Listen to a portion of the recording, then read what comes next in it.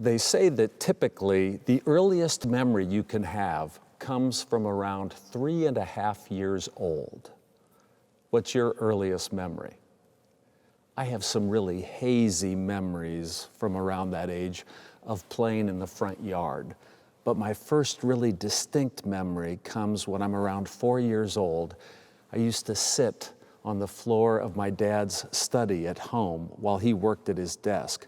He always had 4 or 5 of these long yellow legal pads, and he would be writing very intensely. Actually, all adults looked oddly intense to me at that age. They seemed to have a furrowed seriousness. Even when they were ordering at McDonald's, I'll take a cheeseburger, a medium fries, and a chocolate milkshake. It looked like they were doing their taxes. I thought as a 4-year-old, that's a moment to be gleeful, a cheeseburger, and I'll take a chocolate milkshake. It was in that year that a coward's bullet killed Dr. King while he was standing on the second-floor balcony of the Lorraine Hotel in Memphis, Tennessee. It was shocking for the nation. Very soon afterward, a bust of Dr. King appeared in my dad's study, right to the left of his desk on the bookshelf, sort of overlooking him. And so one of my earliest, clearest memories is sitting on that floor, watching my dad work while Dr. King seemed to be looking over him or urging him on. My dad was the president of the Des Moines School Board, and he was working to desegregate the schools. Once in a while, I would get up off the floor and I'd walk over to the bookcase and I would touch Dr. King's face and run my fingers along its contours. Do you know how children will touch your face almost as if they're trying to commit to memory the outlines of your face? This weekend, we commemorate Martin Luther King. And I want to take a few excerpts from his great letter from the Birmingham jail. But really, what I'm doing is I'm trying to touch his face again and give thanks to God for his soul. In April of 1963, Dr. King and some 50 other protesters were arrested in Birmingham, Alabama. They had gone down to confront the brutal racism that was taking place in that city. First, they had tried just a boycott of white-owned businesses. The businesses and retail shops in that town used to put up horrible racial signs. But the boycott didn't work, and they decided that they needed to engage in peaceful, nonviolent resistance. Dr. King was arrested on Good Friday and was thrown into a solitary confinement cell. They decided they wouldn't make bail for him so that he could become a national witness. But the jailers would not even let him see his attorneys or even his wife until President John F. Kennedy intervened. Now, while Dr. King was in that prison cell, a friend smuggled in a newspaper. And there was an article from 8 clergymen in Birmingham, Alabama, both from the Jewish and Christian communities, imploring that Dr. King needed to be more patient and that they didn't like outside people coming to their town telling them what to do. Well, the friend also had smuggled in a pencil, and Dr. King began to sketch in the margins of that newspaper an essay. As he wrote this response to those clergymen, he quoted from memory Thomas Jefferson and St. Augustine and Justice Earl Warren and Socrates. It became 7,000 words. And that essay now has become one of our great witnesses to the struggle for justice. There's a sentence near the beginning that is now resonant. You'll recognize it. Listen. Injustice anywhere is a threat to justice everywhere. We are caught in an inescapable network of mutuality, tied in a single garment of destiny. Whatever affects one directly affects all indirectly. Now, at first, that excerpt can sound sweet and mystical. We're tied in a single garment of destiny.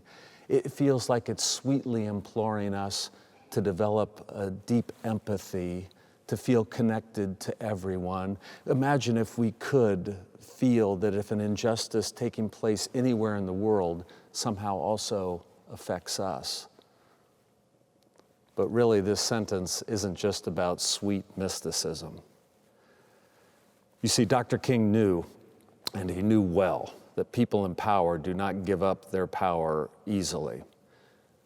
That in fact, people will typically only act in their self-interest. And so he's trying to convince them, he's urging them to know it's in their own self-interest that when the white man has oppressed the black people and chained them, that we too are chained by that oppression, that it would be in our self-interest to create justice.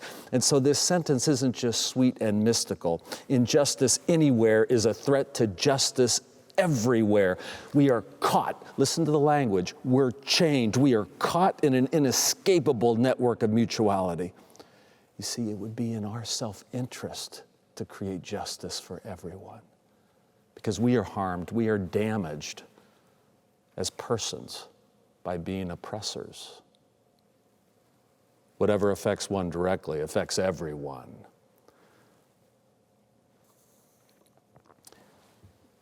At the center of this letter, Dr. King is trying to explain to those Birmingham clergy his method for nonviolent resistance. He describes to them, it's almost like a primer. He needs to walk them back to the basics, that there are 4 steps to nonviolent resistance. First, there has to be an investigation of the facts to make sure that indeed injustice is alive. You have to gather the facts. It's evidence-based. And then next, you begin negotiation. You try to talk it out first with the oppressors. So gather facts, negotiation. If negotiation doesn't work, then you have to engage immediately in self-purification. You have to begin to self-examine, are you ready for nonviolent resistance? Can you take a blow and not return it? Can you seek not to humiliate your enemies, but befriend them and show them a higher way? Self-purification. And then only after that self-purification can you engage in direct action. He walked them again through that process. I wish that we could deeply personalize and internalize those steps. I mean, you have to take direct action in your life all the time. But if you could remember those 4 basic steps, it feels like all of us these days need to remember those steps. First, to gather facts, to be fact-based. It feels like all of the rhetoric these days isn't staying tethered to facts. All the media seems like it sensationalizes things. People just seem to sensationalize and not remain committed to fact-gathering. Oh, it would be a better world if we stayed closely tethered to the facts. And then negotiation to discuss. Who's discussing with who these days? Who's sitting down with our perceived enemies and really doing deep negotiation? Now, if you're going to have discussions with someone, it's a lot of work. And you have to go around and around to hear each other. I was in a bit of a conflict this week with a person, and we weren't mad at each other, but we disagreed very much about a particular situation, and we had to keep discussing it, and then I would think I heard what they meant, but I found out later I wasn't hearing it, and they weren't hearing what I meant, and you just have to commit to the work, discussion, negotiation, inquiry, listening. It's hard.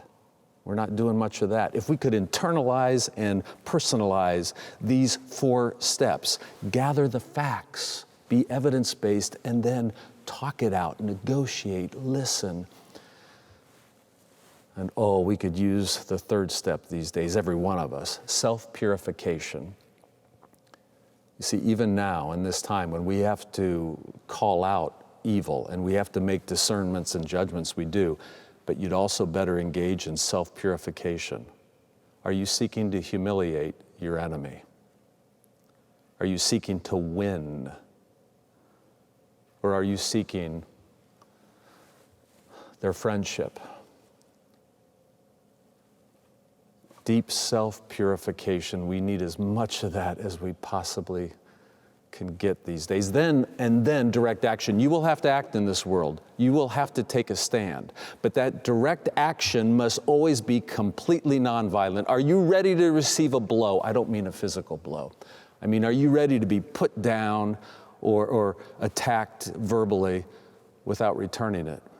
Direct action, nonviolent. If we could internalize and personalize those steps. The letter from the Birmingham jail, you see, sometimes in the confusion of the present, you need to go back to the voices of the past, the clear, loving, moral voices of the past. Listen to how Dr. King ends this letter. If I have said anything in this letter that is an understatement of the truth and is indicative of an unreasonable impatience, I beg you to forgive me. If I have said anything in this letter that is an overstatement of the truth and is indicative of my having a patience that makes me patient with anything less than brotherhood, I beg God to forgive me. This ending. You see, it was the clergymen of Birmingham that were saying he was too impatient. Just wait. There'll be equality someday. Don't be impatient. Just wait. Listen to his strategy here. To say, of course, he doesn't want to be off-putting to them, but he'd have to ask God's forgiveness. Listen to this again. If I've said anything in this letter that is an understatement of the truth and is indicative of an unreasonable impatience, I beg you to forgive me. He's seeking to stay connected even with his opponents, but he knows he has to stay committed to God. If I've said anything in this letter that is an overstatement of the truth and is indicative of my having a patience that makes me patient with anything less than brotherhood and sisterhood, then I would have to beg God to forgive me.